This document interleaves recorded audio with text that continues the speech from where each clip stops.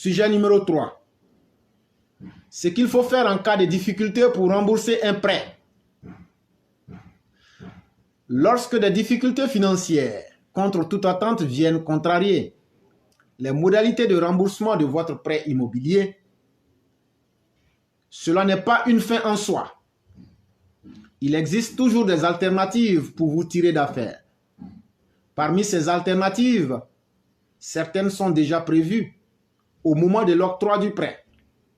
D'autres, par contre, seront gracieusement accordées par la banque à la demande de celui qui a emprunté. L'exemple plausible d'une alternative prévue est le recours à son assurance emprunteur. En effet, lors de la signature du contrat de prêt immobilier, le demandeur souscrit en même temps à un contrat d'assurance prêt immobilier. Ce contrat d'assurance, tout naturellement, est proposé soit par la banque, soit par un courtier en assurance, choisi délibérément par le demandeur du prêt. Donc, si le demandeur devait faire recours à cette assurance de crédit immobilier, il est tenu d'en informer la structure avec laquelle l'assurance a été contractée. Il est important que la structure soit informée plus tôt afin d'éviter de se noyer dans un processus avec les huissiers. Dans ces conditions, l'assurance permet aux débiteurs d'éviter d'éventuelles pénalités insupportables. Ainsi, en fonction de ce contrat d'assurance, d'autres mensualités de versement sont définies pour rembourser le prêt immobilier. Cependant, et encore cependant, l'assureur devra être certain qu'un autre facteur financier, comme le chômage par exemple, ne vienne contrarier le remboursement du crédit.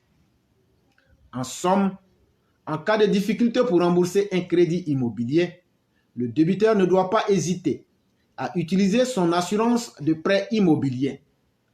À l'inverse, si le débiteur n'a pas l'intention de faire appel à son assurance, il peut solliciter un délai de paiement à son prêteur, ce qui peut être la banque dans certains cas. En cas de refus, il pourra aussi introduire auprès du tribunal une demande de délai de grâce pour obtenir une suspension du remboursement en fonction d'une période bien définie. Cette suspension ne peut être possible qu'en cas de licenciement entraînant une situation de chômage affectant l'emprunteur. Pendant et à la fin de ce délai de grâce, il n'y aura pas d'intérêt ni de pénalité de retard liées au remboursement de ce prêt immobilier. Source PMK. Ça, c'est très important. Toi qui as payé maison, tu es en train de payer petit à petit. C'est à toi on est en train de parler. Il peut y avoir cas de décès, il peut y avoir des situations de la vie, il peut y avoir perte d'emploi. C'est très important ce qu'on vient de dire là, il faut bien écouter. Quand tu t'en vas là pour payer une maison, que tu vas prendre un prêt là, si par exemple c'est la banque qui te donne le prêt là, il y aura un contrat d'assurance. L'assurance là, l'assurance peut te couvrir au cas où peut-être tu es licencié ou mais tu as perdu ton boulot ou mais il y a un cas de force majeure. L'assurance là, si selon les termes du contrat, elle va te sécuriser pendant le temps pour que tu puisses t'en sortir ou gagner une situation pour te remettre sur les rails.